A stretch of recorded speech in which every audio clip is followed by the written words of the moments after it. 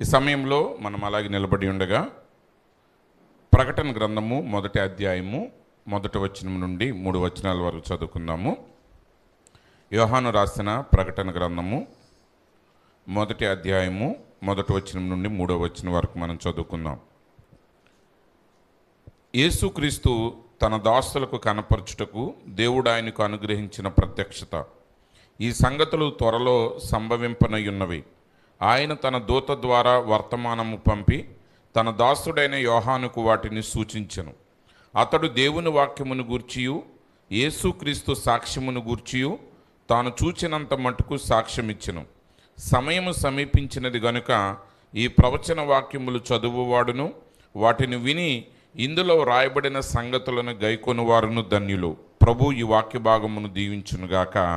ఆమేన్. ప్రార్థన చేసుకుందాం.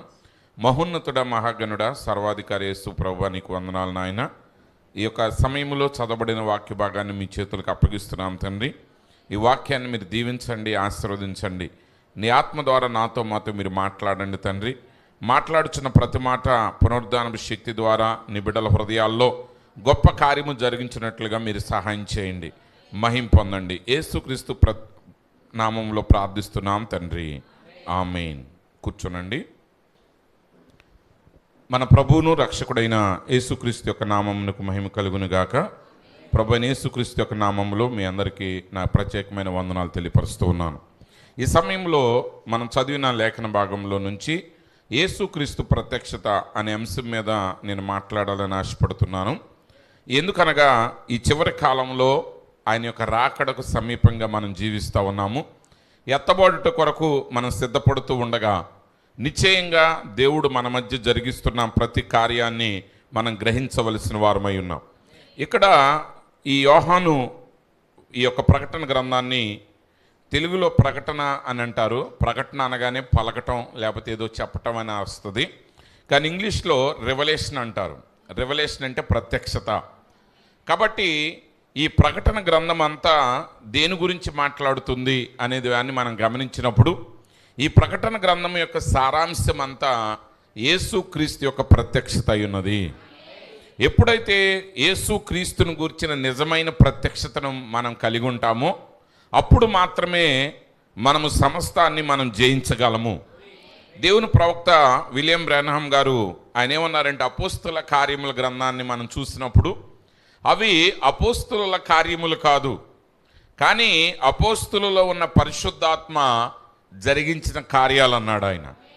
అనగా మనుషులకు ఆ కార్యాలన్నీ అపోస్తులు చేస్తున్నట్లుగా కనబడుతుంది, కానీ ఆ అపోస్తులలో ఆ పరిశుద్ధాత్ముడుగా ఆయనే ఉండి వారి ద్వారా ఆ కార్యాలను ఆయన జరిగిస్తూ ఉన్నాడు. అందునిమిత్తమే సౌలు, ఆ పౌలు గారు సౌలుగా ఉన్నప్పుడు క్రైస్తవుల్ని హింసిస్తూ ఉన్నప్పుడు ఆ దమస్కు మార్గాన్ని ఆయన ప్రయాణం చేస్తూ ఉన్నాడు. ఆ దమస్కు పట్టణంలో ఉన్న క్రైస్తవులను బంధించి మరి వారిని చెరసాలలో వేయటానికి కావలసిన ఆజ్ఞ పొంది ఆయన ప్రయాణిస్తూ ఉండగా ఆ అగ్ని స్తంభములో ఉన్న దేవుడు ఆయన కలిసి ఉన్నాడు. ఆయన ఎప్పుడైతే తాకాడో ఆ సౌలు ఆయన పడిపోయాడు. ఆయన పడిపోయినప్పుడు ఆయన అంటున్నాడు, ప్రభువా నువ్వు ఎవడివి అని ఆయన అడుగుతూ ఉన్నప్పుడు ఆయన అంటున్నాడు, నీవు హింసించుచున్న యేసుని అన్నాడు ఆయన. అనగా ఇప్పుడు ఆయన హింసించింది క్రైస్తవుల్ని, ఆయన హింసించింది అపోస్తుల్ని. యేసుని అన్నడు కూడా శరీరధారిగా మరి పౌలు గారు చూడలేదు, ఆయన ఎన్నడూ కూడా ఆయన కలుసుకోలేదు. కానీ ప్రభు అంటున్నాడు, నీవు హింసించుచున్న యేసుని అన్నాడు ఆయన. కాబట్టి ఆ కార్యములన్నీ జరిగించింది ఎవరంటే యేసే వారిలో ఉండి, పరిశుద్ధాత్ముడుగా ఆయన వారిలో ఉండి ఆ కార్యాలను వారు జరిగించడం జరిగింది. కాబట్టి ఈ చివరి దినాల్లో ఈ వర్తమానము నమ్మిన విశ్వాసులంగా మనం గ్రహించాల్సిన విషయం ఏంటంటే, ఈరోజు కూడా వర్తమానాన్ని ప్రజలు దాన్ని నేర్చుకునే విధానంలో దాన్ని వెంబడిస్తూ ఉన్నారు. అనగా ఏదైనా ఒక సిద్ధాంతం అనేది లేకపోతే ఒక ప్రత్యక్షత అనేది బయలుపరచబడిన తర్వాత ఆ ప్రత్యక్షత విధానంలో పొందుకోవటానికి బదులుగా వారు ఎలా దాన్ని వెంబడిస్తున్నారంటే దాన్ని ఒక ఉపదేశము యొక్క క్రమంలో వెంబడిస్తూ ఉన్నారు. కానీ ప్రత్యక్షత అనేది ఎప్పుడు కూడా అది దేవుని ద్వారానే ఇవ్వబడుతుంది. దేవుడు ఆ ప్రత్యక్షత నీకు ఇవ్వాలి అంటే నువ్వు ఆ ప్రత్యక్షత కలిగి, అంటే ఆ ప్రత్యక్షత కోసం నువ్వు వెతుకుతా ఉంటే అప్పుడు దేవుడు ఆ ప్రత్యక్షత నీకు అనుగ్రహిస్తాడు. ఆ కార్యమును ఆయన నీకు బయలుపరుస్తాడు. అలా బయలుపరచకుండా నీ సొంత విధానంలో, నీ సొంత ఉద్దేశంలో నువ్వు దాన్ని వెంబడించినట్లయితే నువ్వు దాన్ని గ్రహించలేవు. ఎందుకనగా ధర్మశాస్త్రం అనేది అది దేవుని ద్వారా ఇవ్వబడింది, అది మోషే ద్వారా ప్రజలకు అందించబడింది. కానీ ధర్మశాస్త్రం అనేది మోషేకి ఎలా ఇవ్వబడింది అంటే అది దేవుని ద్వారానే ఇవ్వబడింది. కానీ దేవుని ద్వారా మోషేకి ఇవ్వబడిన ఆ ధర్మశాస్త్రాన్ని ప్రజలు వెంబడించడం మొదలుపెట్టినప్పుడు వాళ్ళు ఎలా వెంబడించారంటే దానిని అక్షరార్థంగా వెంబడించారు, దానిని క్రియలుగా వెంబడించారు, దానిని సాంప్రదాయబద్ధంగా వెంబడించారు. కానీ నిజంగా ఆ ధర్మశాస్త్రాన్ని ఇచ్చిన దేవుణ్ణి వారు వెతకలేదు కాబట్టి వారు దేవునికి దూరంగా వెళ్ళిపోయారు. ఈరోజు కూడా ఈ వర్తమానం విషయంలో మనం చాలా జాగ్రత్తగా గమనించాల్సింది ఏంటంటే యేసు క్రీస్తు ఎవరై ఉన్నారనే ప్రత్యక్షత నీవు ఎంతవరకు కలిగి ఉన్నావో అది నువ్వు గ్రహించాలి. యేసు క్రీస్తు యొక్క ప్రత్యక్షత అనేది ఎవరో చెప్పిన దాన్ని బట్టి కాదు, అది ప్రత్యక్షత అవ్వదు. అది ఎవరో చెప్తే వాళ్ళు చెప్పిన దాని ప్రకారంగా నువ్వు నమ్ముతూ ఉన్నట్లయితే అది నిజమైన ప్రత్యక్షత కాదు. ఎందుకనగా ఒక వ్యక్తి 100 సార్లు అతడు మాట మారుస్తాడు, ఒక వ్యక్తి 100 సార్లు అతని మాటని మారుస్తాడు. ఈరోజు స్వస్థత ఉందంటాడు, రేపు లేదంటాడు, ఎల్లుండి మళ్ళీ ఉందంటాడు, లేదని అన్నదేవడు అంటా ఉంటాడు. కానీ నువ్వు మనుషుల యొక్క అభిప్రాయాలను బట్టి, సమాజంలో అధిక భాగం వెంబడించే విధానాన్ని బట్టి కనుక నువ్వు నమ్మినట్లయితే, నువ్వు వెంబడించినట్లయితే ఆ నిజమైన దేవుని నువ్వు ఎన్నటికీ గ్రహించలేవు.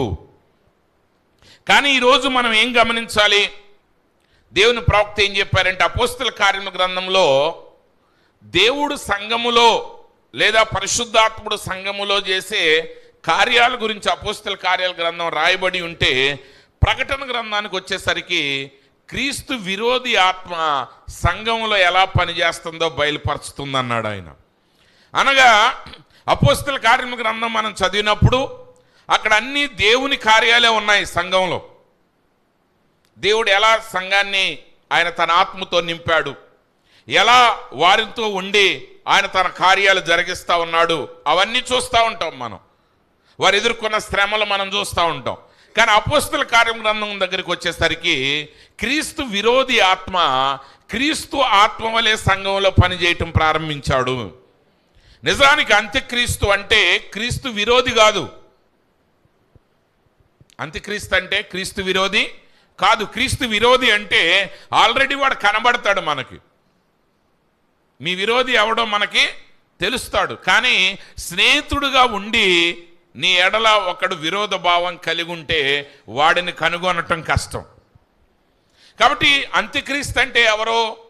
అంత్యక్రీస్తు అంటే వాడు మొదటగా ప్రజలందరూ వాడిని వెంబడించడానికి గల కారణం ఏంటంటే వాడు క్రీస్తు వలె సమాధానాన్ని ప్రకటిస్తాడు.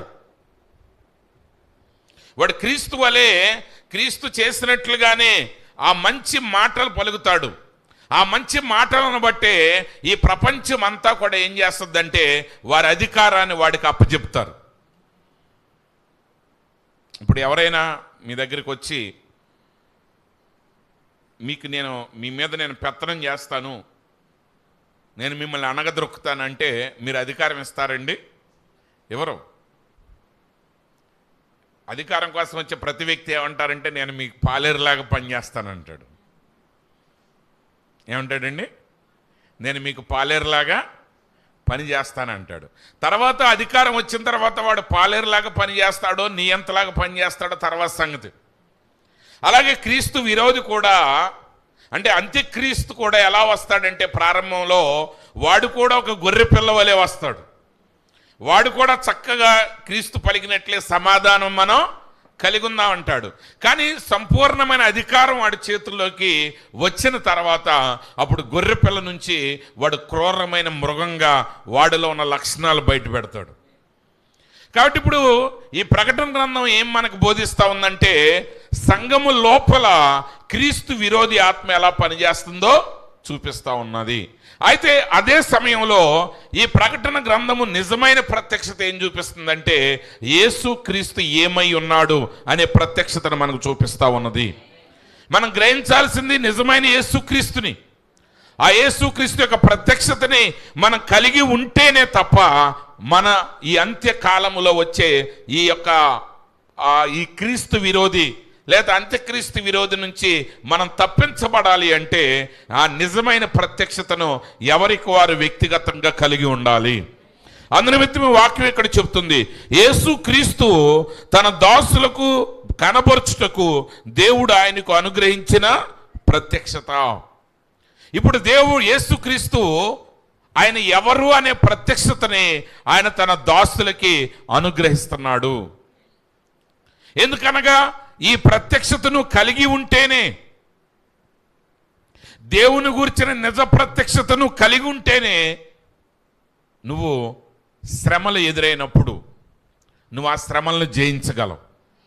ఒకవేళ నిన్ను అపవాది మోసపుచ్చటానికి ప్రయత్నించేటప్పుడు వాడి మోసంలో నుంచి నువ్వు తప్పించబడాలి అంటే, వాడి మోసానికి నువ్వు బలి కాకూడదు అంటే యేసుక్రీస్తును గురించిన ప్రత్యక్షత నువ్వు వ్యక్తిగతంగా కలిగి ఉండాలి.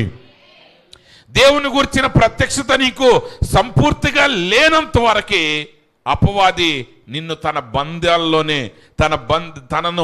నిన్ను తన బందీగానే ఉంచుకుంటాడు. ఈరోజు ప్రజలు ఆ నిజమైన వాక్యాన్ని గ్రహించట్లేదు, ఆ వాక్యం దగ్గరికి రావట్లేదు. చూడండి, యేసు ప్రభు వారు ఈ లోకంలో ఉన్నప్పుడు ఆయన తన శిష్యులను అడిగారు, మనుష్య కుమారుని గురించి ప్రజలు ఏమనుకుంటున్నారు అన్నారు. వారు అన్నారు, అనేక మంది రకరకాలుగా జవాబు చెప్పారు. మత్తయి సువార్త 16వ అధ్యాయం 13వ వచనాన్ని మనం గమనించినప్పుడు అక్కడ యేసు అడుగుతున్నారు, యేసు ఫిలిప్పుదైన కైసరియ ప్రాంతములకు వచ్చి మనుష్య కుమారుడు ఎవడని జనులు చెప్పుకొనుచున్నారని తన శిష్యులను అడగగా, వారు కొందరు బాప్తిస్మమిచ్చి యోహాననియు, కొందరు ఏలియా అనియు, కొందరు ఇర్మియా అనియు, లేక ప్రవక్తలలో ఒకడనియు చెప్పుకొనుచున్నారన్నది. కాబట్టి యేసు ఈ లోకములో ఆయన పరిచర్య చేస్తూ ఉన్నప్పుడు ఆయనను గూర్చి ప్రజలు అనేక అభిప్రాయాలు కలిగి ఉన్నారు. అందరూ ఒకే అభిప్రాయాన్ని కలిగి లేరు. ఆయనను చూసి కొందరు ప్రవక్తల్లో ఒకడన్నారు, కొందరు బాప్తిస్మమిచ్చి యోహాన్ అన్నారు, కొందరు యెషయా అన్నారు, కొందరు ఇర్మియా అన్నారు, కొంతమంది ఇతడు అక్రమ సంతానం అన్నాడు, కొంతమంది ఇతడు బయల్జెబూబు వలన దెయ్యాలను వెళ్ళగొడుతున్నాడు అన్నారు, కొంతమంది ఆయన్ని పాపి అన్నారు. సరే, మనుషులు ఎల్లప్పుడూ రకరకాల అభిప్రాయాలు కలిగి ఉంటారు. ఏకాభిప్రాయం ఎప్పటికీ రాదు. మీరు చాలా జాగ్రత్తగా గమనించాల్సిన విషయం అదే. ఏకాభిప్రాయం మనుషుల్లో ఎప్పటికీ రాదు. ఎందుకనగా దేవుడే శరీరధారిగా వచ్చి ఈ భూమి మీద ఆయన పరిచర్య చేస్తున్న కాలంలో కూడా ప్రజలు ఆయన మీద ఏకాభిప్రాయాన్ని కలిగి లేరు. ఎందుకు వాళ్ళు ఏకాభిప్రాయాన్ని కలిగి లేరంటే, వాళ్ళ యొక్క అభిప్రాయం అనేది వాళ్ళ హృదయం దేనిని వెతుకుతుంది అన్న దాన్ని బట్టే వాళ్ళ అభిప్రాయం ఏర్పడుతుంది. అయితే ఇప్పుడు యేసు ప్రభు వారిని ఏమంటున్నాడంటే, అందుకు ఆయన, మీరైతే నేను ఎవడని చెప్పుకొనుచున్నారు. సరే, మనుషుల అభిప్రాయాలు అలా ఉన్నాయి కదా, ఇప్పుడు మీ అభిప్రాయం ఏంటి? మీరేమనుకుంటున్నారు? ధర్మశాస్త్రోపకులు నన్ను గురించి ఏమనుకుంటున్నారు పక్కన పెట్టండి, మత నాయకులు నన్ను గురించి ఏమనుకుంటున్నారో పక్కన పెట్టండి, రాజకీయ నాయకులు నా గురించి ఏమనుకుంటున్నారో పక్కన పెట్టండి, కానీ నన్ను గురించి మీరేమనుకొనుచున్నారు? ఎందుకంటే దేవుడికి కావలసింది మనుషులు ఏమంటున్నారు అనేది కాదు, నువ్వేమనుకుంటున్నావు అనేది ఆయనకు అవసరమై ఉన్నది. నువ్వు దేవుణ్ణి వెంబడించాలంటే మనుషుల అభిప్రాయాలను బట్టి, మానవుల యొక్క సాంప్రదాయాలను బట్టి నువ్వు ఆయన్ని వెంబడించలేవు.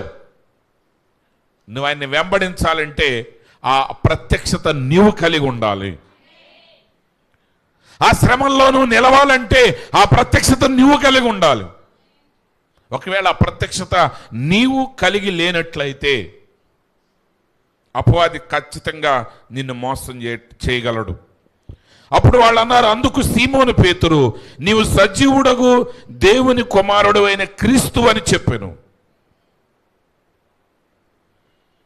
పేతురు గారు అన్నాడు, నువ్వు సజీవుడైన దేవుని కుమారుడు వగు క్రీస్తువి, ఆ అభిషక్తుడు నువ్వే ఆ నిజమైన దేవుని కుమారుడివి అని ఆయన చెప్పినప్పుడు యేసు ప్రభు అంటున్నాడు, అందుకు యేసు, సీమోను బరయోనా, నీవు ధన్యుడవు, పరలోకమందున నా తండ్రి ఈ సంగతి నీకు బయలుపరచనే గాని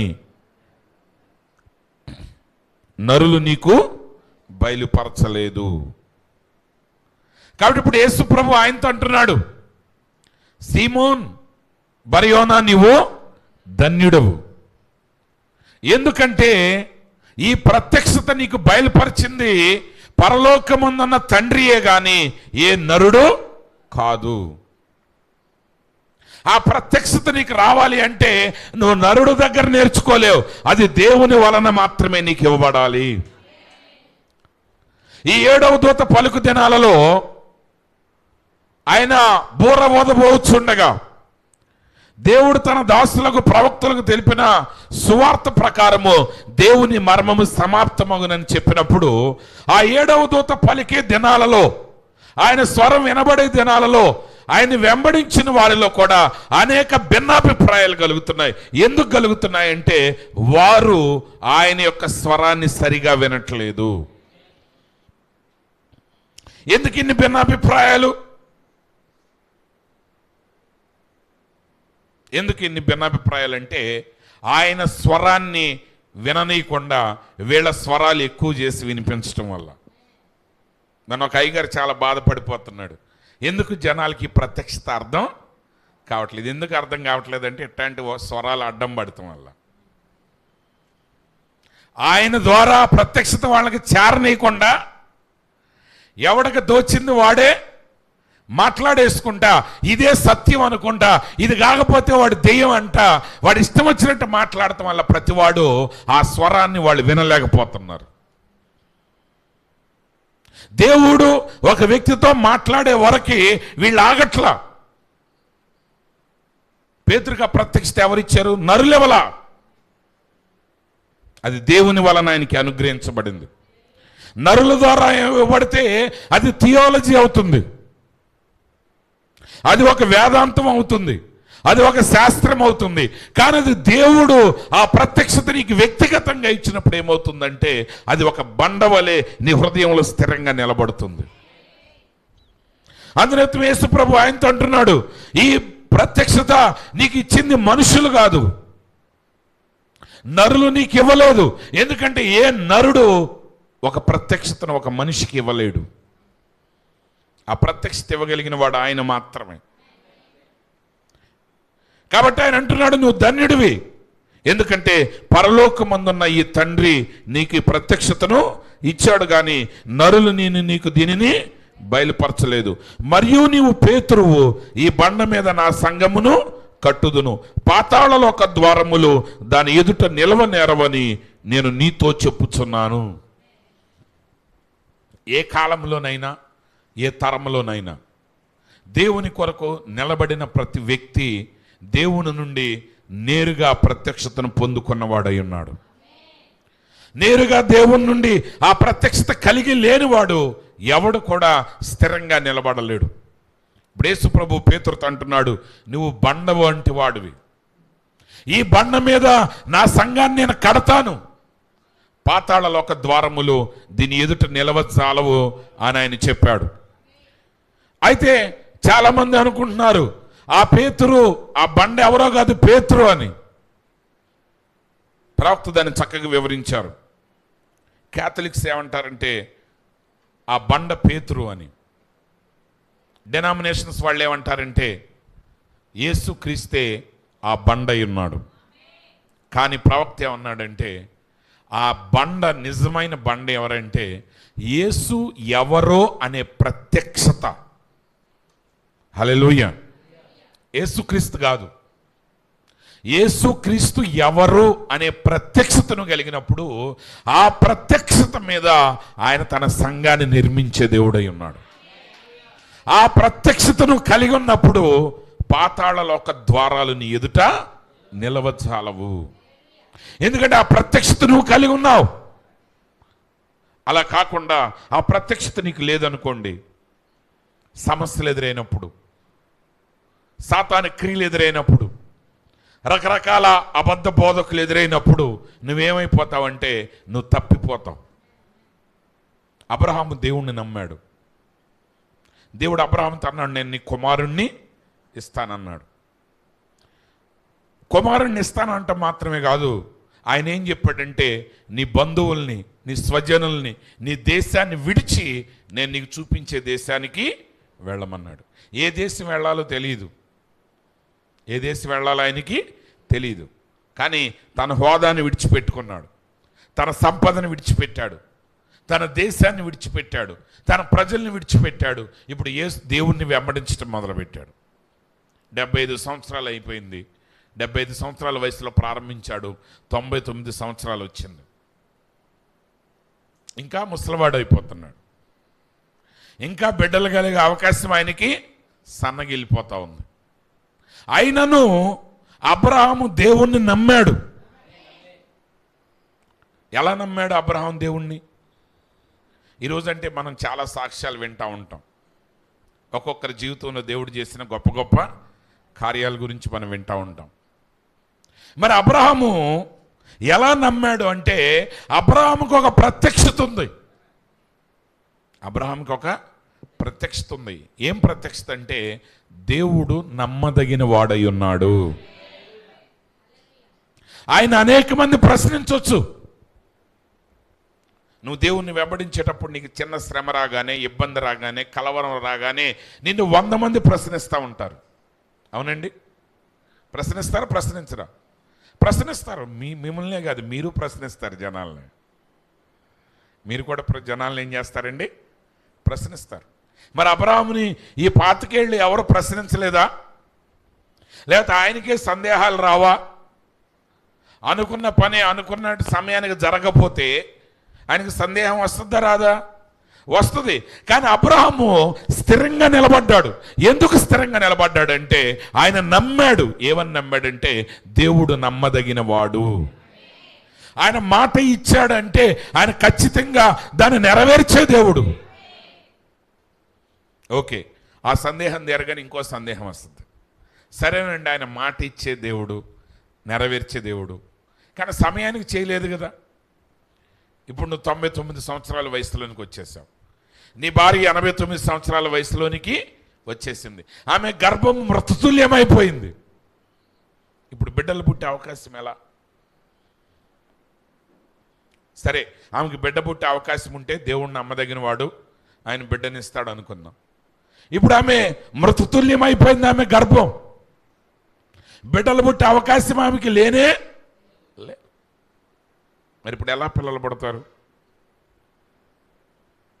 ఎలా పిల్లలు పుడతారంటే అబ్రహాం అన్నాడు, ఆయన మృతులను సైతము సజీవులుగా చేయి దేవుడై ఉన్నాడు. ఆయనకి ఆ ప్రత్యక్షత ఉంది. పునరుద్ధానమును గూర్చిన ప్రత్యక్షత ఎవరికి ఉందంటే అబ్రహాముకు ఉన్నది. అబ్రహాముకి పునరుద్ధానం గురించిన ప్రత్యక్షత ఉన్నది కాబట్టి మృతతుల్యమైన గర్భములో నుండి దేవుడు ఆయనకు ఒక సంతానాన్ని ఇవ్వగలిగాడు. ఈరోజు మనం దేవుణ్ణి వెంబడించడం అంటే గుడ్డిగా వెంబడించడం కాదు. ఏదో మనం చేయాల్సింది మనం చేద్దాం, తర్వాత ఆయన దయ అంటాం కాదు. అది నిజమైన క్రైస్తవ్యం కాదు. అది నిజమైన వర్తమానం కాదు. ఆ వర్తమానం ఏంటంటే, ఆ నిజమైన క్రైస్తవ్యం ఏంటంటే యేసు ఎవరో నువ్వు ఎరిగి ఆ ప్రత్యక్షత మీద నీ జీవితాన్ని నువ్వు కట్టిన రోజున ఏ పాతాళ లోకము ద్వారములు అనగా ఏ పాతాళ లోకము యొక్క ఏ క్రియలు కూడా నీ మీద పనిచేయు. పేతురు గారు అంటున్నాడు, మీ తండ్రి పరిశుద్ధుడు గనుక మీరును పరిశుద్ధులే ఉండుడి. ఆయన పరిపూర్ణుడు కనుక మీరును పరిపూర్ణులై ఉండాలి. ఆయన పరిపూర్ణుడు, పరిశుద్ధుడు అనే ప్రత్యక్షత నిజంగా ఒక సహోదరి, ఒక సహోదరుడు కలిగి ఉంటే వాళ్ళని రోజు మేకప్ల గురించో లిప్స్టిక్ల గురించి ఎవరు చెప్పాల్సిన అవసరం లేదు. ఎందుకని? నిజంగా ఆ ప్రత్యక్షత నీలో ఉంటే ఆ ప్రత్యక్షతే నిన్ను వాక్య ప్రకారంగా జీవించేటట్లు అది నిన్ను పురుకొల్పుతుంది. అది ఎవరు నిన్ను బలవంతం చేయాల్సిన అవసరం లేదు. ఆ రోజు అబ్రాహాముని ప్రోత్సహించే వాళ్ళు ఎవరు లేరు, అబ్రాహాముకి ధైర్యం చెప్పేవాళ్ళు ఎవరో లేరు, లేకపోతే ఆయన ముందు ఏ సాక్ష్యాలు లేవు. కానీ ఒంటరిగా ఆయన దేవుణ్ణి వెంబడించాడు. ఎలా వెంబడించాడంటే గుడ్డిగా కాదు, మూర్ఖంగా కాదు, ఆయన ప్రత్యక్షత కలిగి వెంబడించాడు. దేవుడు మాట ఇచ్చాడు, ఆయన నెరవేర్చే దేవుడై ఉన్నాడు. ఆయన మృతిని సైతం సజీవులుగా మార్చే దేవుడై ఉన్నాడు. ఈరోజు ప్రియమైన సహోదరి సహోదరులారా, ఆ యేసు ఎవరు అనే ప్రత్యక్షత నువ్వు నిజంగా కలిగి ఉన్న రోజున నీ జీవితంలో ప్రతి సమస్య మీద నువ్వు విజయాన్ని సాధించగలవు. నీ జీవితంలో ఎదురయ్యే సమస్యల మీదే కాదు, సాతానుడు ఆత్మీయంగా నీ మీద చేసే ప్రతి దాడిని నువ్వు జయించగలవు. ఎప్పుడంటే ఆయన గురించిన ప్రత్యక్షత నీవు కలిగి ఉన్న రోజున. ఆ ప్రత్యక్షత నీకు ఉండాలి. ప్రవక్త అంటున్నాడు ఒక వర్తమానంలో, ఆ బండ ఏంటి? The spiritual revolution of God manifesting himself to the individual. అంటే దేవుని గూర్చిన ఆత్మీయమైన ప్రత్యక్షత ఆయన తనకు తాను ఒక వ్యక్తికి బయలుపరచుటయ్యున్నది.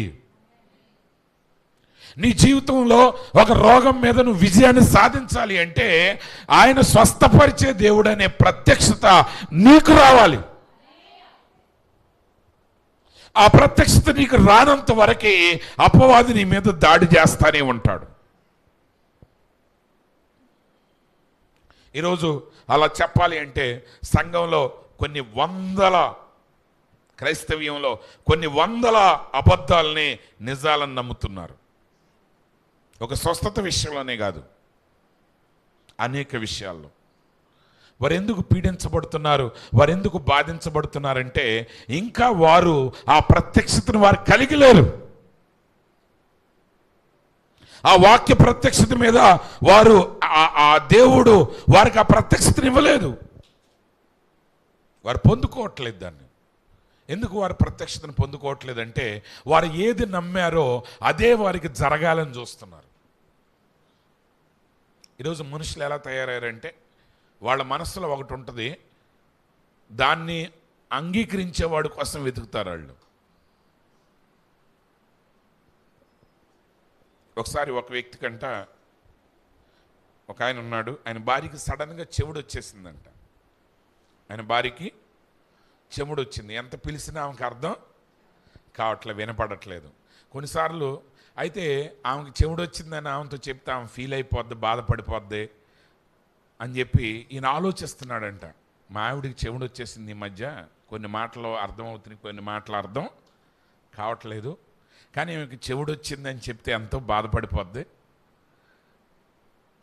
అని. ఇదివరకు కొంతమంది చెవుడు వచ్చినప్పుడు చెవిటి మిషన్లు ఉన్న పెట్టుకునేవాళ్ళు కాదు కదండి. ఎందుకని ఆ మిషన్ పెట్టుకుంటే జనాలందరికీ చెవుడు ఉందని తెలుస్తుందని ఏం చేసేవాళ్ళు అంటే పెట్టుకునేవాళ్ళు కాదు. ఇప్పుడు అందరూ చెవుల్లో పెట్టుకుంటున్నారు కాబట్టి ఇప్పుడు బాధ లేదు. ఇప్పుడు చెవుడు ఉన్నవాడు లేనివాడు కూడా. అంటే ఇది ఫస్ట్ కొత్తగా వచ్చినప్పుడు నేను ఒక వ్యక్తిని, ఆ వ్యక్తి నాకు పరిచయమే, ఒకరోజు సడన్గా చూసేసరికి చెవులో ఏదో పెట్టుకున్నాడు. అని ఇటుకి సడన్గా చెవుడు ఎప్పుడు వచ్చింది అనుకున్నాను నేను. అది చెవిటి మిషన్ కాదు, ఆయన బ్లూటూత్ పెట్టుకున్నాడు అనమాట. సరే, ఇప్పుడు ఆయనకి ఆలోచన వచ్చిందంట, అయ్యో మా ఆవిడికి చెవుడు వచ్చేసింది, ఎలా ఏమని హాస్పిటల్కి డైరెక్ట్గా తీసుకెళ్తే మరి ఆమె చెవుడు వచ్చేసిందని ఫీల్ అవుద్దేమో అని చెప్పేసి ఆయన అనుకున్నాడంట. ఆలోచించి ఆయన అనుకున్నాడంటే నేనే డాక్టర్ గారి దగ్గరికి వెళ్ళి ఆమె జబ్బు చెప్పి ఏమన్నా ట్యాబ్లెట్స్ ఇస్తే ఆమెకు తెలియకుండా బలం బిళ్ళని వేద్దామని అనుకున్నాడంట. సరే డాక్టర్ గారి దగ్గరికి వెళ్ళారంట. డాక్టర్ గారి దగ్గరికి వెళ్ళి, అయ్యా ఈ మధ్య మాటలు వినపడలేదు అది ఇది అంటే, ఆయన టెస్ట్ చేయాలన్నాడంట. ఆయన చెప్పాడంట, నాకు కాదండి వినపడింది, నా భార్యకి వినపడట్లేదు అన్నాడు. అప్పుడు డాక్టర్ గారు అన్నాడంట, మీరు వచ్చారు ఏంటంటే మరి మీ భార్యని తీసుకురావాలంటే, ఆయన అన్నాడంట, ఆమె ఫీల్ అవుద్దండి, చెవుడు వచ్చేసిందంటే ఆమె చాలా బాధపడిపోద్ది, అందుకని నేను ఆమెను తీసుకురాలేదు. మీరేమైనా కొన్ని మందులు రాసిస్తే ఆమెకు తెలవకుండా, చెవిటి మందులని తెలవకుండా నేను ఆమెకి వాడతానన్నాడంట. సరే డాక్టర్ గారు చెప్పాడంట, మరి మందులు రాయాలన్నా ఆ జబ్బు ఎంత ఉందో తెలియాలి అన్నాడంట. సరే ఎలా తెలుస్తుంది? సరే అప్పుడు డాక్టర్ గారు ఒక పని చెప్పాడంట, నువ్వు ఇంటికి వెళ్ళిన తర్వాత ఏం చేస్తావు అంటే, గుమ్మం దగ్గర నుంచి మొదలుపెట్టు, ఏం కూర ఉండేవని అడుగు. జవాబు చెప్తే ఆమెకి నీకు ఎంత దూరం ఉందో వచ్చి చెప్పు. ఆమె దానికి జవాబు చెప్పలేకపోయింది అనుకో, మళ్ళీ ఒక 4-5 అడుగులు వేసిన తర్వాత మళ్ళీ అడుగు. ఆమె ఎప్పటికి నీకు జవాబు చెప్పుద్దో ఆ దూరం నాకు చెప్పు అన్నాడంట. సరే మనోడు గేటు దగ్గర మొదలెట్టాడంటే, ఏం కూర ఉండేవని. అట్లా లెక్కేసుకుంటా వంటగదిలోకి వెళ్ళిపోయాడంట. ఆమె దగ్గరికి వెళ్ళి అడిగాడంటే, ఏం కూర అంటే వండేవంట. అందంట, వంకాయ కూర వండానని ఇప్పుడు 18 సార్లు చెప్పాను అందంట. ఎన్నిసార్లు చెప్పిందండి ఆమెకి? ఈడు కూడా ఎన్నిసార్లు అడిగాడు? 18 సార్లు అడిగాడు. అంటే చెవుడు ఎవరికి ఉంది? చెవుడు ఆమెకు రాలా, ఈడికి వచ్చింది. ఆమె ఎప్పుడు చెప్తానే ఉంది, జవాబు ఇస్తానే ఉంది. కానీ వీడేమనుకుంటున్నాడు, చెవుడు ఈయనకుంటే ఆమెకుంది అనుకుంటున్నాడు. అందుకే దేవుడు అంటున్నాడు, మీరు చేసే ప్రతి పని నేను చూస్తా ఊరుకుంటున్నానని, నేను మీ వంటి వాడినని మీరు అనుకుంటున్నారు, కానీ కాదు. నువ్వు చేసే పనులన్నీ చేయనిస్తున్నాడంటే ఆయన నీ వంటి వాడు కాదు, కానీ ఒక రోజున ప్రతిదాని లెక్క తీసి ఆయన తీర్పు తీర్చే దేవుడై ఉన్నాడు. కాబట్టి ఈరోజు దేవుని దగ్గరికి వచ్చిన తర్వాత ఆ ప్రత్యక్షత మనకు రావాలి. వాడు అనుకున్నాడు చెవుడు ఆయన భార్యకు అనుకున్నాడు, కానీ చెవుడు ఉన్నది అతనికి. వినపడకపోయేది ఆయన భార్యకి కాదు, అతనికి. ఈరోజు ఆ నిజమైన ప్రత్యక్షతను కలిగి ఉండాలి. దేవుని గూర్చిన ఆ నిజమైన ప్రత్యక్షతను కలిగి ఉన్న రోజున ఏ సమస్య మీదైనా నువ్వు విజయాన్ని సాధించగలవు. అవును, శారా ఒక రోజు నవ్వింది దేవుడిని చూసి. దేవుడు చెప్పాడు, నీ కుమారుడు జన్మిస్తాడు అన్నప్పుడు అబ్రహాంతో ఆమె నవ్వింది. ఎస్, కానీ నవ్వుతూనే ఉండలేదు. వాక్యం చెప్పింది ఆమెకు కూడా ప్రత్యక్షత వచ్చిందంట. ఏమైనా ప్రత్యక్షత వచ్చింది? ఆయన మృతి చెందిన దానిని తిరిగి బ్రతికించగలిగిన దేవుడు. ఆ ప్రత్యక్షత అబ్రహాంకి మాత్రమే కాదు, ఆ ప్రత్యక్షత శారా కూడా వచ్చింది. ఏ రోజైతే శారా ఆ ప్రత్యక్షత పొందుకుందో ఆమె ఏం చేసిందంటే ఆ కుమారుడికి ఆమె జన్మనే ఇవ్వగలిగింది. ఈరోజు నీ జీవితంలో ప్రతి విషయం మీద దేవుడు కార్యం చేయటానికి ఎప్పుడు కార్యాన్ని చేయగలడంటే దేవుడు ఆ ప్రత్యక్షత నీకు వచ్చిన రోజునే. ఆ ప్రత్యక్షత నీకు రావాలంటే నువ్వు ఎలా పొందుకోగలవు? ఆ ప్రత్యక్షత దేవుడు మాత్రమే నీకు ఇవ్వగలడు.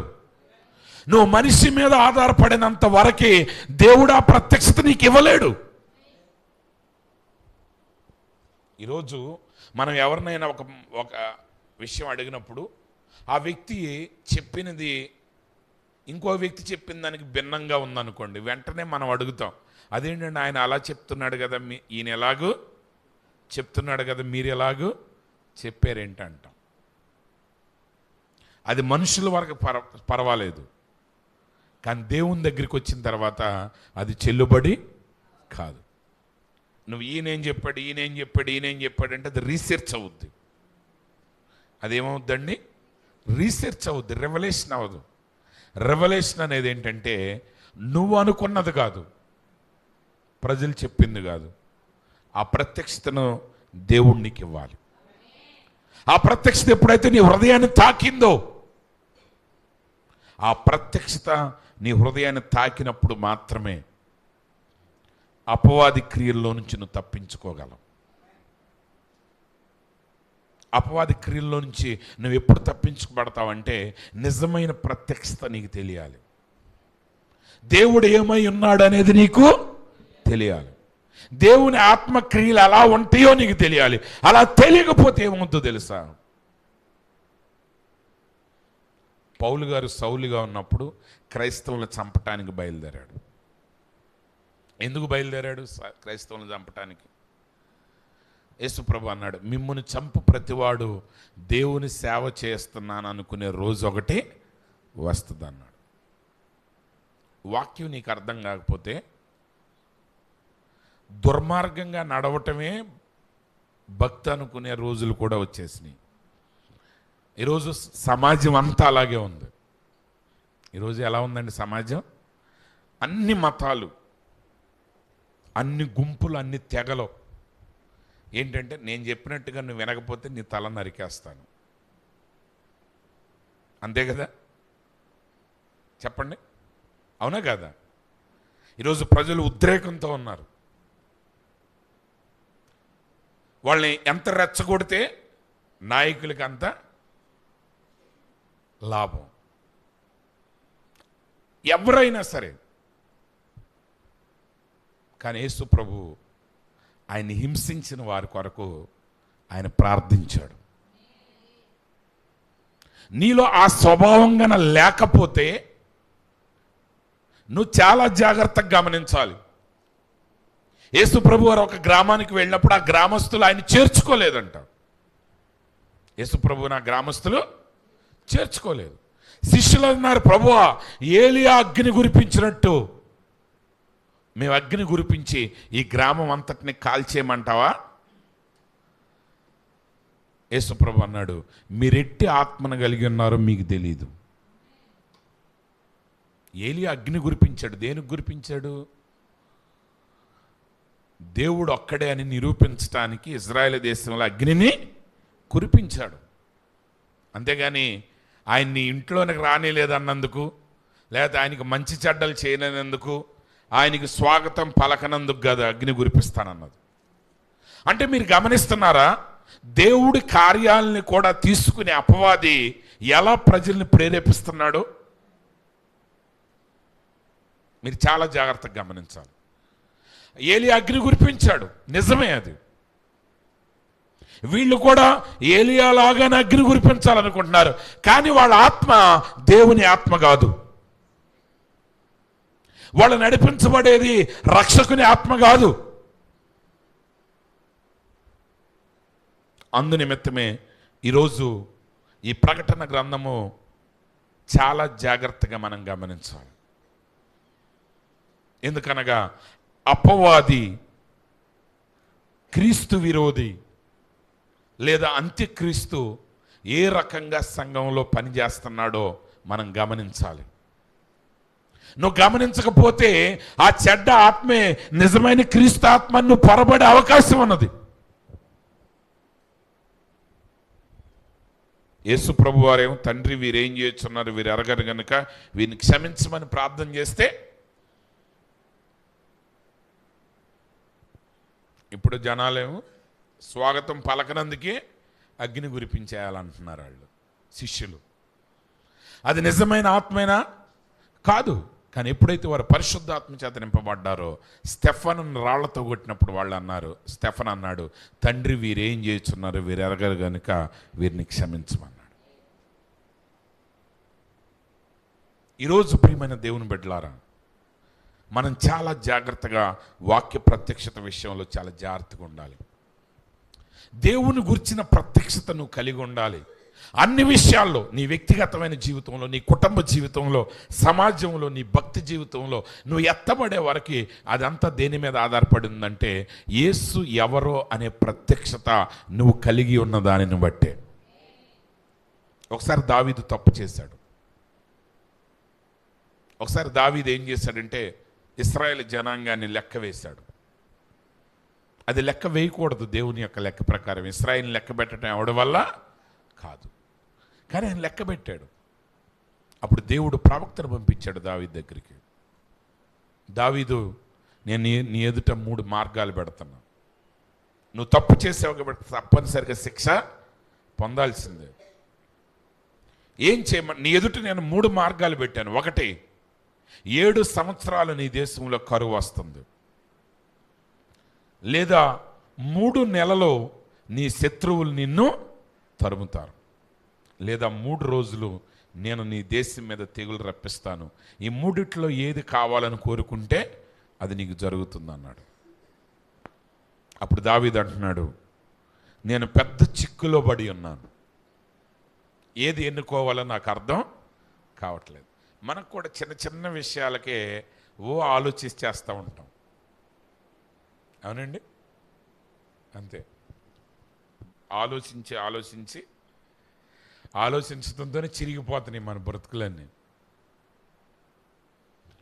అయితే దావీదు అన్నాడు, పెద్ద చిక్కులో నేను ఉన్నాను, అయితే నాకేమి చేయాలో తోచట్లేదు, కానీ అయితే నేను ఒక పని చేస్తాను. ఏంటంటే ఆయన యొద్ద కృప దొరుకును గనుక నేను ఆయన చేతిలోనే పడతాను.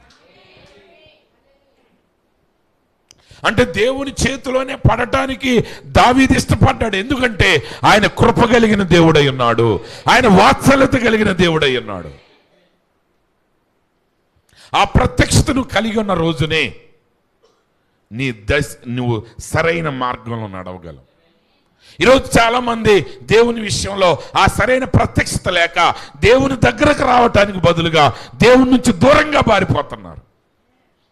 నిజానికి ఆదాము తను దిగంబరని తెలుసుకున్న సమయంలో ఆదాము నిజానికి చేయవలసిన పని ఏంటంటే ఆయనే కేక వేసుకుంటా దేవుణ్ణి వెతకాలంట.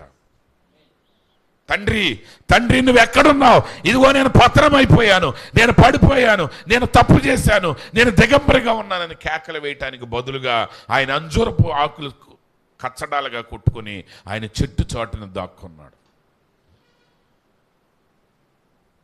దాగి ఉండగలడా దేవునికి వ్యతిరేకంగా ఒక మనిషి? లేదు.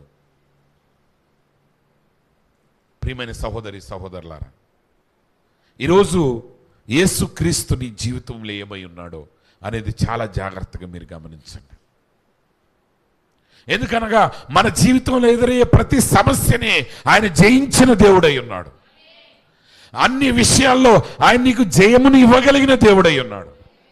కానీ ఆ విషయంలో ఆయన గురించి నీకున్న ప్రత్యక్షత ఏంటి? నిజంగా దేవుని యొక్క కృప దావీదుకు తెలియకపోతే దావీదు ఏమనేవాడు? శత్రువుల 3 సంవత్సరాల నెలలో తరంబడటాన్ని కోరుకునేవాడు, లేకపోతే 7 సంవత్సరాల కరువుకి ఆయన అప్పగించుకునేవాడు. కానీ 7 సంవత్సరాల కరువులో పూర్తిగా నశించిపోయేవాళ్ళు, లేదా 3 నెలలు శత్రువుల చేత తరంబడితే శత్రువులు ఎన్నడూ కూడా దావీదుని కరుణించేవాళ్ళు కాదు. కానీ 3 రోజులు తెగుళ్ళు కొప్పుకున్నాడు. కానీ 1 రోజు తెగులు అవ్వగానే దేవుడే బాధపడి ఆ దూతను ఆగిపోమన్నాడు. 3 రోజులు కూడా జరగలేదు, 1 రోజు శిక్షతోనే ఆయన శిక్ష కంప్లీట్ అయింది. మరి అంత తెలివైన నిర్ణయం దావీదు ఎందుకు తీసుకున్నాడంటే దేవుడు ఏమై ఉన్నాడో దావీదుకు తెలుసు. ఆయన వాత్సల్యము కలిగిన దేవుడు. ఈరోజు మనం ఎంత పోరాటనా ఆ నిజమైన ప్రత్యక్షత రావాలి మనకి.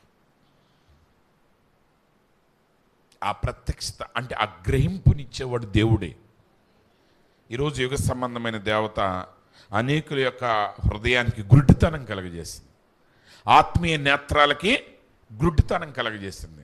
దానివలన వాళ్ళు సరైన దాన్ని చూడలేకపోతున్నారు. ఆ కన్నులు బాగుపడిన వాడి దగ్గరికి వచ్చి మత నాయకులు అంటున్నారు, యేసు పాపి అని చెప్పమన్నారు. కానీ గుడ్డివాడు అంటారు, ఆయన మంచివాడు చెడ్డవాడు నాకు తెలియదు, కానీ ఒకప్పుడు నేను గుడ్డివాడిని, అయితే ఇప్పుడు నేను చూస్తున్నాను. నేను ఒకప్పుడు గుడ్డివాడిని, ఇప్పుడు నేను చూస్తున్నాను. ఆయన నా కన్నులు తెరిచిన వాడు. మిగతాది మీరు చూసుకోండి, నాకు సంబంధం లేదు. ఎందుకంటే ఇంతవరకు నాకు తెలుసు ఏంటంటే ఒకప్పుడు నేను గుడ్డివాడిని, ఇప్పుడు నేను ఆయన వాళ్ళని చూడగలుగుతున్నాను. వాడిని ఎవడు ఇంకా మార్చగలడు? ఎందుకంటే ఆ యొక్క అనుభవము, ఆ ప్రత్యక్షత అతడు ఇప్పుడు కలిగి ఉన్నాడు. కాబట్టి ప్రవక్త అంటున్నాడు ఒక వర్తమానంలో, లుకింగ్ అన్ టు జీసస్. ఇది 1 రోజులో అయిపోయేది కాదు, కానీ జాగ్రత్తగా మీరు గమనించండి. మీరేం చేసేదైనా అది ప్రత్యక్షత కలిగి ఉండాలి. ఒకసారి ఒక సీనియర్ మెసేజ్ చర్చ్లో నుంచి ఒక పాస్టర్ గారు ఒక ప్రశ్న వేశారు.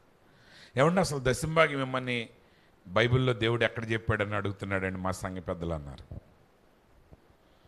వాళ్ళ సంఘమే మెసేజ్లో 30 సంవత్సరాల పైన ఉంటుంది. ఆయన దగ్గర ఉన్న విశ్వాసుల్లో కూడా సంఘ పెద్దలు 20 ఏళ్ల పైనుంచి ఆ సంఘంలో ఉన్న వాళ్ళు ఉన్నారు, పెద్ద పెద్ద బోధలు ఉన్నారు. ఇప్పుడు వాళ్ళు ఈ పాస్టర్ గారిని వేసిన ప్రశ్న ఏంటంటే దశంభాగం ఇమ్మని బైబిల్లో ఎక్కడుందండి అని అడుగుతున్నారండి ఇప్పుడు పాస్టర్ గారి దగ్గరికి వచ్చి. నేను అన్నాను, అసలు బైబిల్లో దశంభాగం ఇమ్మని లేనే లేదండి. అదేంటి గారు అలా అన్నారు? అంతే, మీ వాళ్ళు అడిగితే అదే చెప్పు. ఎందుకంటే దశమ భాగం చెల్లించటం అనేది ప్రత్యక్షత. ఏ చట్టము లేనప్పుడు అబ్రహాం ఏం చేశాడు? దశమ భాగం చెల్లించాడు. దేనిని బట్టి చెల్లించాడు? ప్రత్యక్షతను బట్టి చెల్లించాడు. ఆ ప్రత్యక్షత లేని వాడికి నువ్వు ఎన్ని వాక్యాలు చూపించినా మారదు. ఒకవేళ వాక్యాలు చూపించి వాడి చేత కట్టించినా అది వాడికి ఒక భారంగానే ఉంటుంది, కానీ అది ఒక ప్రేమ కార్యంగా వాడికి ఉండదు. అందుకే ప్రవక్త అంటున్నాడు, లుకింగ్ అన్ టు జీసస్ అనే వర్తమానంలో, యేసు వైపు చూచుట అనే వర్తమానంలో ప్రవక్త ఏమంటున్నాడంటే, but the question is what do you see when you look at him. ఎవరేం చెప్తున్నారని పక్కన పెట్టి ఇప్పుడు అసలైన ప్రశ్న ఏంటంటే, నువ్వు యేసును చూచినప్పుడు నీకేం కనపడుతుంది ఆయనలో? అది ప్రశ్న. నీకేం కనపడుతుంది అనేదే ప్రశ్న. ప్రవక్త అంటున్నాడు, do you see the second person of the Trinity or do you see a Trinity 3 in 1? అంటే త్రిత్వంలో రెండో వ్యక్తిని చూస్తున్నావా యేసుని చూసినప్పుడు? లేకపోతే త్రియేక దేవుడನ್ನು చూస్తున్నావా? You will only see him as you look at him through the word. అంటే వాక్యము నుండి ఆయన చూసినప్పుడు మాత్రమే ఆ నిజమైన చిత్రాన్ని నువ్వు చూడగలవు. యేసు ఎవరనేది నువ్వు తెలుసుకోవాలి అంటే, ఆయన ఏమై ఉన్నాడనేది నువ్వు తెలుసుకోవాలంటే నువ్వు వాక్యాన్ని ఎరిగి ఉండాలి. అదొక్కటి మాత్రమే మార్గం ఉందని తెలుసుకోవటానికి. యేసును తెలుసుకోవటానికి, ఆ ప్రత్యక్ష తెలుసుకోవటానికి ఒకే ఒక మార్గం ఏంటంటే వాక్యము ద్వారా ఆయన చూడటం.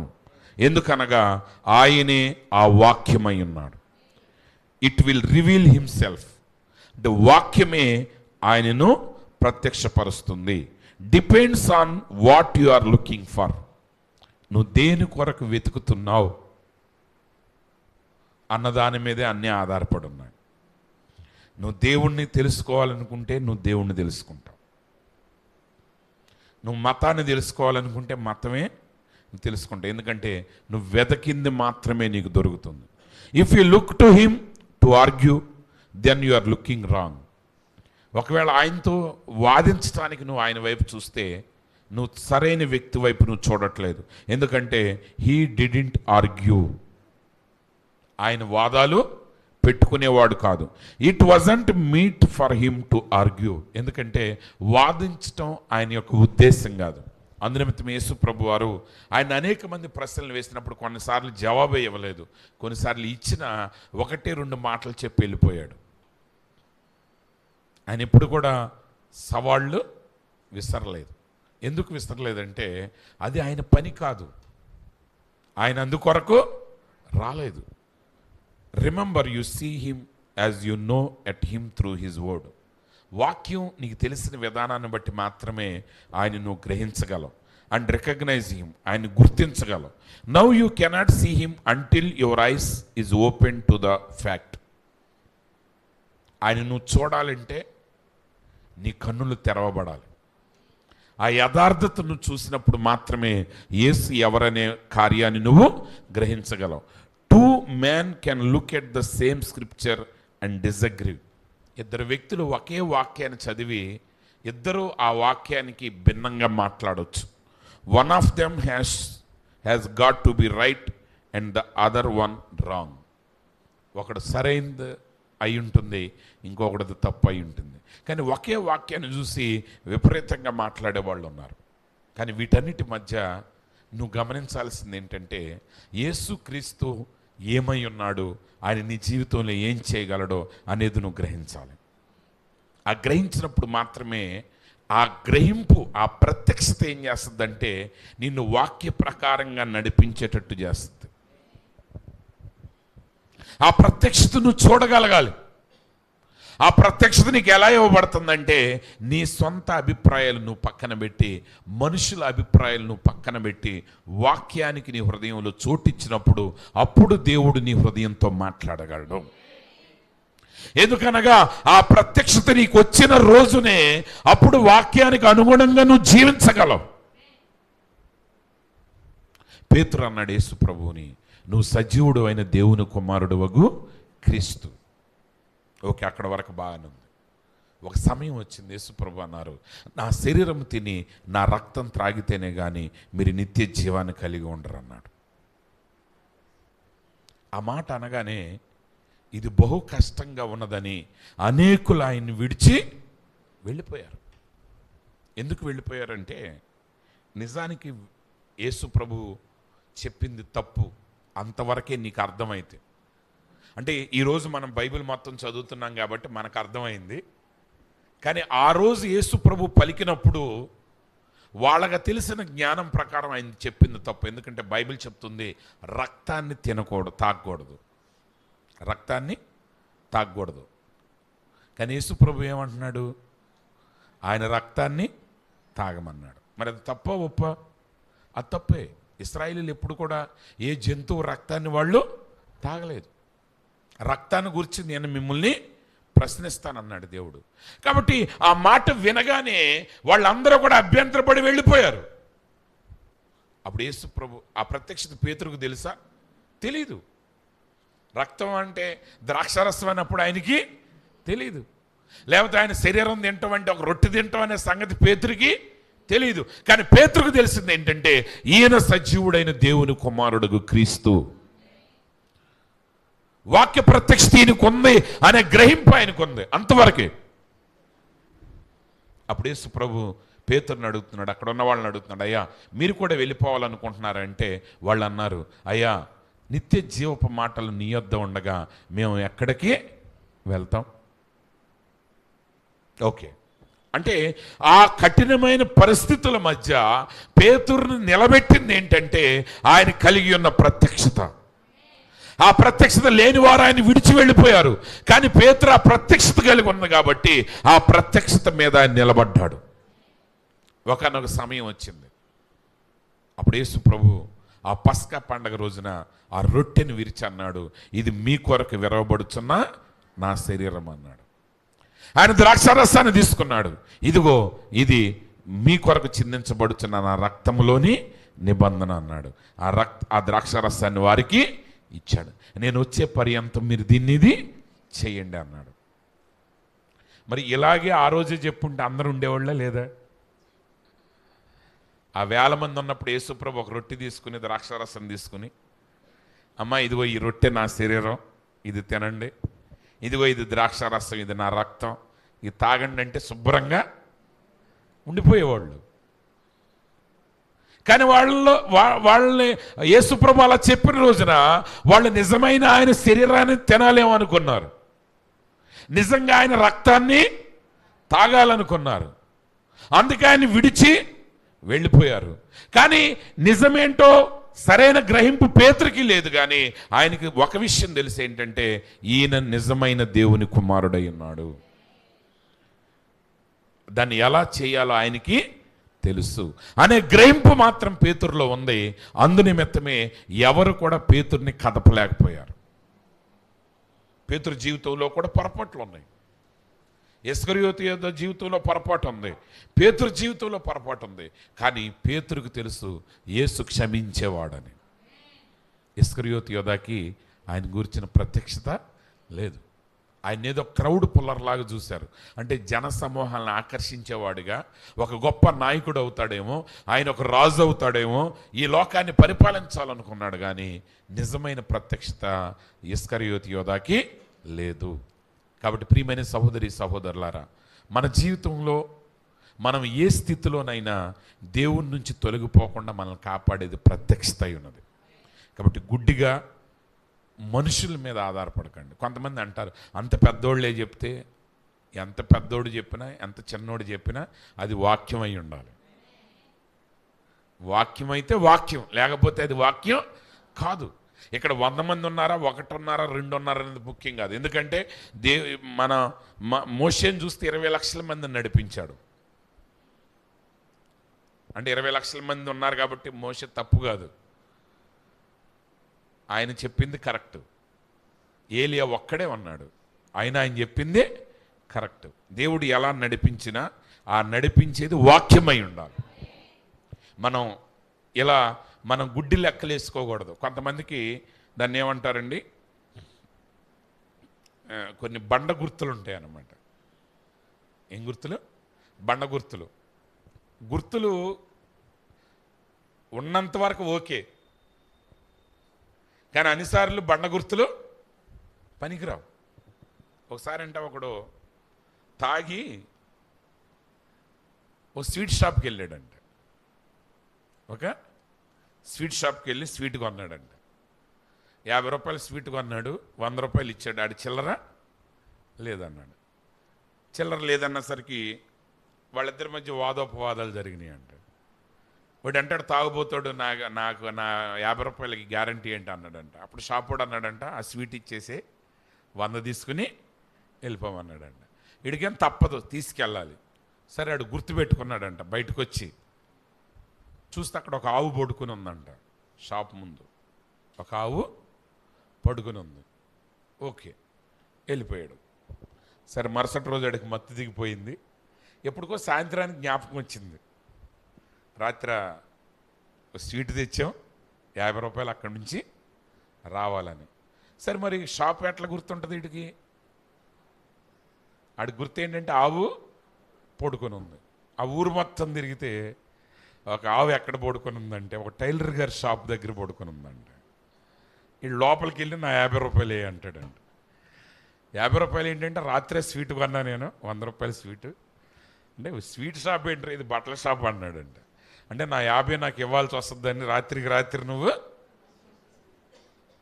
అది బండ గుర్తులు పెట్టుకుంటే ఇట్టాగే ఉంటుంది.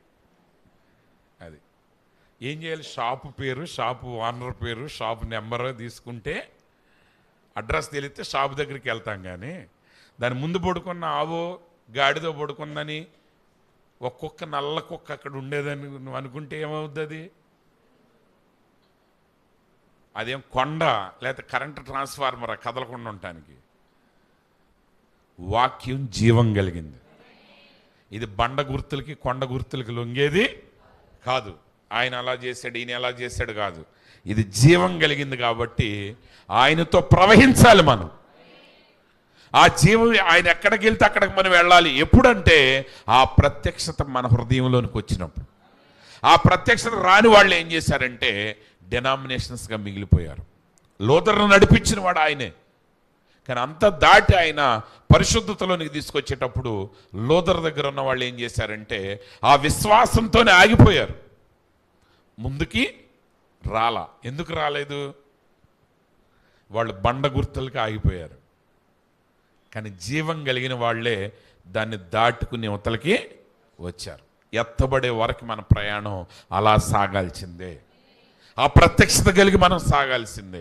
అలా సాగినప్పుడు మాత్రమే ఆ సంపూర్ణతలోనికి, పరిపూర్ణతలోనికి నువ్వు వస్తావు. అట్టి కృప దేవుడు అందరికీ అనుగ్రహించును గాక. ఆమేన్. తలలు వంచండి, ప్రార్థన చేసుకుందాం. మహాగణుడా, మహోన్నతుడా, సర్వాధికారి యేసు ప్రభువా, నీ పరిశుద్ధమైన నామానికి వందనాలు, స్తోత్రాలు నాయన. ఇంతవరకు నీ వాక్యం ద్వారా మాతో మాట్లాడినందుకు నీకు స్తోత్రాలు తండ్రి. అవును ప్రభువా, ఈ ప్రకటన గ్రంథము, ఈ ప్రత్యక్షత గ్రంథము యేసుక్రీస్తు యొక్క ప్రత్యక్షత ఉన్నది ప్రభువా. అవును నాయన, మా జీవితంలో మేము స్థిరంగా నిలబడాలి. ఆ పరిపూర్ణ మానవుని స్వరూపంలోనికి మేము కట్టబడాలి. ఆ ఎత్తబాటులో మేము పాలిభాగస్థలమై ఉండాలంటే అది సంపూర్తిగా నీ ప్రత్యక్షత మీదనే ఆధారపడి ఉన్నదని మాతో మాట్లాడి ఉన్నావు తండ్రి. అవును నాయన, ఈ ప్రత్యక్షత ఏ నరుడు ఇవ్వగలిగేది కాదు నాయన. ఇది రక్తమాంసాలు బయలుపరచగలిగేది కాదు నాయన, నీవు మాత్రమే బయలుపరచగలిగేదై ఉన్నది. ఆత్మీయంగా ప్రభువా, ఆ ప్రత్యక్షత నీవు మాత్రమే బయలుపరచగలవని నీ ప్రవక్త ద్వారా మాట్లాడి ఉన్నావు తండ్రి. నిశ్చయంగా ఈ దినమున నువ్వు ఏమై ఉన్నావో అనే ప్రత్యక్షత నాయన ఈ వర్తమానంలో ఉన్న నీ బిడ్డలు గ్రహించే కృపను అనుగ్రహించమని ప్రార్థిస్తున్నావు. నువ్వు ఇంకనూ మారని వాడిగా ఉన్నావని, నువ్వు ఇంకనూ వాక్యములో ఉన్నావని, ఇంకనూ ప్రభువా నీ బిడ్డల యొక్క ప్రతి అవసరతను నువ్వు తీర్చేవాడు అని, పాపం నుంచి విడిపించేవాడు అని వారు గ్రహించడానికి నీ కృపను వారికి అనుగ్రహించండి. నిశ్చయంగా నాయన వారు ఏ పరిస్థితుల మధ్య ఉన్నను ఆ పరిస్థితుల్లో నువ్వు ఏమై ఉన్నావు ఆ గ్రహింపును వారు కలిగి ఆ పరిస్థితుల మీద వారు విజయాన్ని సాధించిన ఆయన నీవలే వారు కూడా నీతో సింహాసనం మీద ఆసీనులయ్యే కృపను అనుగ్రహించమని మేము ప్రార్థిస్తున్నాం తండ్రి. మహిమ ఘనత ప్రభావాలు మీకు ఆరోపిస్తూ మా ప్రభువును ప్రియరక్షకుడైన యేసుక్రీస్తు పరిశుద్ధ నామంలో ప్రార్థిస్తున్నాం తండ్రి. ఆమేన్. ఆమేన్. రక్షకుడైన యేసుక్రీస్తు యొక్క ప్రేమ, కృప, శాంతి, సమాధానములు, ఆయన యొక్క ప్రత్యక్షత ఎత్తబాట్లు మనం పాలుభాగస్థలమయ్యే వరకు మనకు తోడైండి మనల్ని నడిపించునుగాక. ఆమేన్. God bless you.